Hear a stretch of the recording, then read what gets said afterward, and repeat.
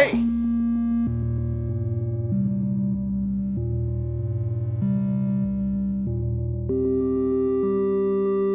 It's Jay here. Nice to see you all again. So the other day, I got this message from CQI, which is the Coffee Quality Institute, and they're doing a program with WinRock International. And WinRock International, they were asking me if I would be interested in tasting the new Laotian coffees that they're trying to help cultivate to get better quality. So finally, FedEx came and brought me this. So let's have a look at what's inside. So we've got the Taste of Laos, and we've got 4 different samples, A, B, C, D, and they've even included a little packet of third wave water. For best results, mixed with distilled or reverse osmosis water. So this is enough of powder to balance out a gallon of milk, a gallon of water. Well, in that case, we've got our distilled water, and we'll open this up, and we'll take our packet. I'm a little bit paranoid about spilling this because I wonder what it tastes like later. So we'll pour the contents in.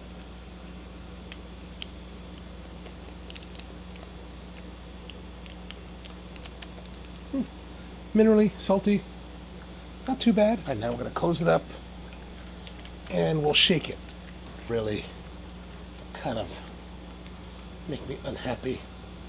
All right, now we've got our trusty kettle, and we're going to fill this up with this balanced water. It's about half a gallon. Thank you for joining the Coffee Quality Institute for a virtual coffee tasting. It's an invitation-only event. We'll introduce you to Laos specialty coffee sector and demonstrate some of the work that is being done in Laos to improve the quality of their specialty coffee products, build relationships with farmers and producers, and impact livelihoods. So let's just get into the coffee. We've got our samples here. So what they want us to do is to measure out and start cupping. So let's get to it. Okay, now we're ready to cup. Everything's kind of set up in the way that we'd like to have it. I've got my trusty SCA cupping form. This is kind of the industry standard, and it's on a clipboard, a proper clipboard, because if we're going to be cupping and tasting and being very professional, we want to have a clipboard with, especially if you have this clip, this pencil clip, right? See it? So we're going to do coffee A, B, C, and D. Got that. All right, so let's get right into it. But for now, we're going to smell.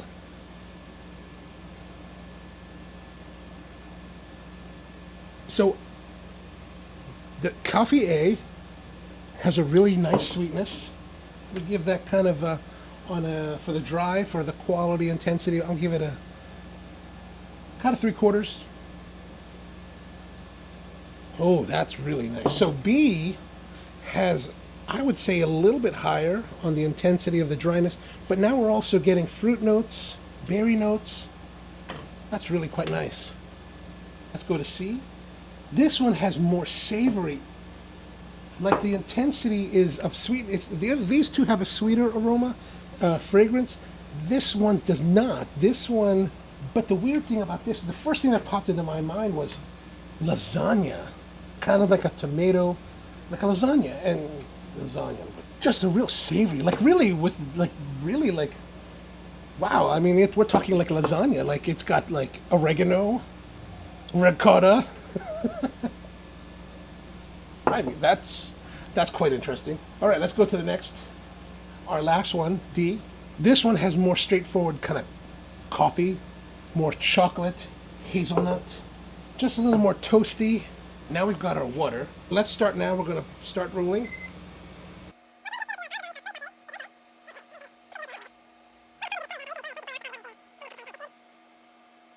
And now we're going to be doing the aroma, which is the smell of the wet coffee during the first 4 minutes. A has that sweetness that we're talking about earlier, so that's quite nice.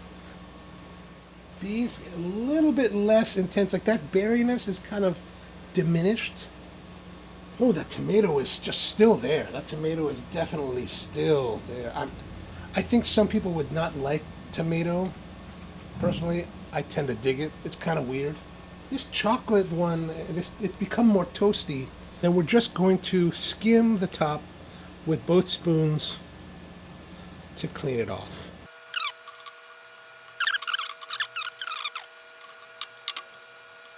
This kind of coffee cupping is actually something you could do at home.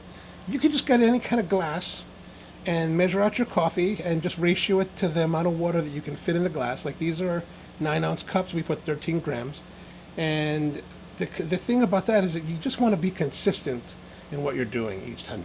Consistent and deliberate. So let's taste. Coffee A, nice and sweet.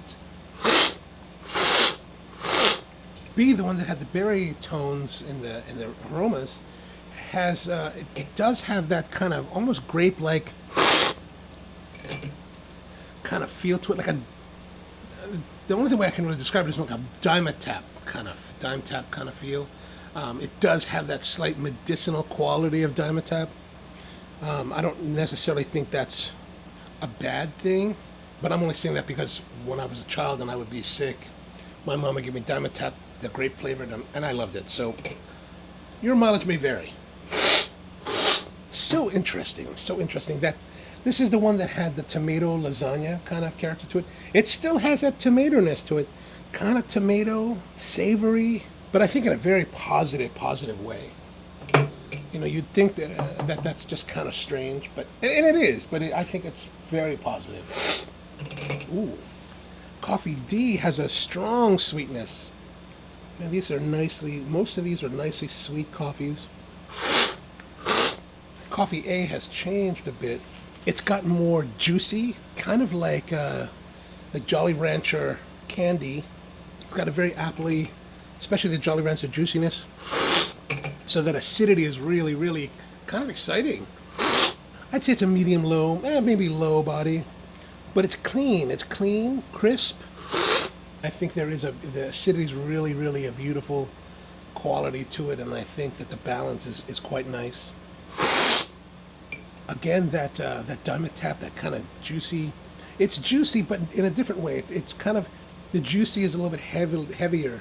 It's a little bit slightly cloying in the juiciness, so it's a little bit sweeter on the juiciness. I'd say the body's kind of medium. This tomato is just interesting. Like, the acidity is there, so I would say that's a medium-high intensity on the acidity. But it's just savoriness to it is just so, makes the coffee really unique. The aftertaste is a little bit, it's clean, but it's a little bit, there's a slight bitterness there. Really light bitterness, but it's a little bit, it tarnishes it a little bit. So I would say juicy, very juicy. The acidity is juicy, is higher. Medium plus on the body, which kind of pushes down on the acidity. So I'm saying it's a little bit less than medium on the acidity, for acidity intensity, a little bit less than medium. All right, let's go back one more time. Oh, and now the flavor of this A has gone with a very lots of tea, like a black tea, almost an Earl Grey kind of tea character. Wow.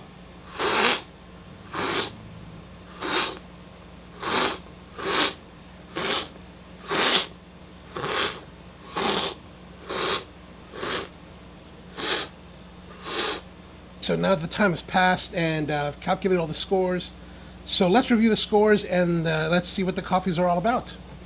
All right, so coffee A, which is our first coffee, and it's from the Jing Jhai Cooperative, is an organically assembled group of more than 300 families from 21 different villages, 2 provinces, and 6 different ethnic groups.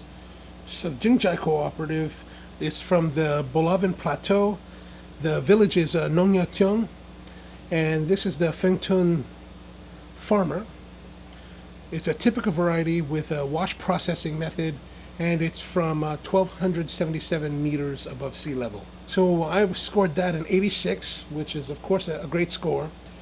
All right, let's go to the next one. The next one, coffee B, is also from the Jing Jhai Cooperative. And let's see what that is. The village is different village now. It's the Nong Kali. The farmer is Mrs. Sung Chen. And this is a Java Red variety with a honey processing. And that honey processing is really what gives it that kind of fruitiness to it. And I believe that this one was, we were told also that this was a red honey. Coffee comes, of course, the beans. These beans are actually the seeds of the coffee tree, and they come in this wrapped in mucilage, which is kind of like a grape-like substance that then has an outer hull. And what happens in coffee production for honey process, they remove the outer hull and leave the coffee bean with the mucilage and then just dry it. And that leaves a lot of the fruit pulp, which gives it that fruity character to it. So that's where we're getting a lot of these fruit, berry, good sweetness, really interesting stuff that's happening there. So that one, after scoring it, it worked out to be 84.25. So again, still a great score, great coffee, really enjoyable. I mean, typically you talk about coffees in Southeast Asia from these newer regions like the Philippines, Laos, Vietnam, and a lot of their production overall tends to be more commercial kind of coffees, so a lot more troublesome flavors. But these, of course, are some of the best stuff that's being produced now. These are really progressive farmers, and they're getting great scores already. All right, the next coffee, the coffee C, comes actually from a place called the Bolaven Plateau Coffee Producers Cooperative, spread over 3 districts, Pak Song, Lan Gam, and Tat Dang, and 47 villages. The 1,053 smallholder families that make up the CPC cooperative have an average of 4 hectares of plantations. We need to get some of that here. All right, so that one is coffee C, and that's the one that had the real kind of tomatoey character to it, that lasagna. I kind of would be interested in getting that one for the shop. That'd be kind of cool. All right, so again, sample C, Bolaven Plateau Coffee Producers Cooperative. It is a typical variety from the Bolaven Plateau. It is a wash coffee. So like we talked about red honey, wash is the traditional way of doing it. And taking the cherry and you're removing the bean, the seeds from the cherry with the mucilage. But unlike the red honey where you're drying it at that point, you actually take that coffee, put it in a big vat of water, and let it sit and ferment. And that fermentation removes that mucilage off of the seeds, off of the coffee, and then you dry it out and then you finish it. The rest of it, there's so much more. But that's really kind of the basic wash processing. Wash processing, and it's grown anywhere between 750 to 1,300 meters above sea level. All right, so what did we get for that? We gave that an 84.25. So score-wise, it's tied for with the coffee B from the other cooperative. But again, a great coffee. I really liked that tomato character to it. All right, so let's move on. We're going to now go to coffee D. The coffee D comes from Bolaven Farm. Quality cherries are supplied by approximately 1,100 families from villages including Non Luang, Makgo, Hayakong, and are comprised mainly of Laven and Kamu tribes living in 2 distinct districts at approximately 1,100 and 1,300 meters above sea level. Catimor and Old Stock Robusta are cultivated by natural farming and are therefore organic by default. All right, so the sample D is Bolaven Farms from the Bolaven Plateau. Everything's pretty much from the same plateau. We have a variety of Catimor and wash processing again. Again, 750 to 1,300 meters is the growth area. And our score here is 81.25. So again, a great score. 81, 82 is always very good. If we wanted to rank it from bottom to top, it would basically be D through A in reverse order. So D at 81.5, B at 84.25, C at 84.25, and B at 84.25. So maybe a tie, okay? And then A at 86. So yeah, great tasting. This is something I'll have to forward on to CQI and WinRock because that's what I'm supposed to be doing, is sending them my notes, my thoughts on the coffees. I guess the question is, what coffee would I be interested in buying? As a coffee buyer, what would we buy? In this kind of case, with places like Laos, it's a new region of the world that's producing specialty coffee. So it's something that would be new and unique. And at Spro, we would want to showcase that in a way. We do a lot of our single origin coffees. I would want to showcase that, let people see it and really enjoy it and know that, hey, this is coffee from Laos. And we want you to try it and really see what's interesting and what can be done. And that kind of thinking, even though that I scored the A coffee with an 86, and that's the highest score, and it's got sweetness, it's got juiciness, that beautiful black tea really came into play as it cooled down. Really kind of exciting, it's very clean coffee. I think that I would probably lean towards buying C.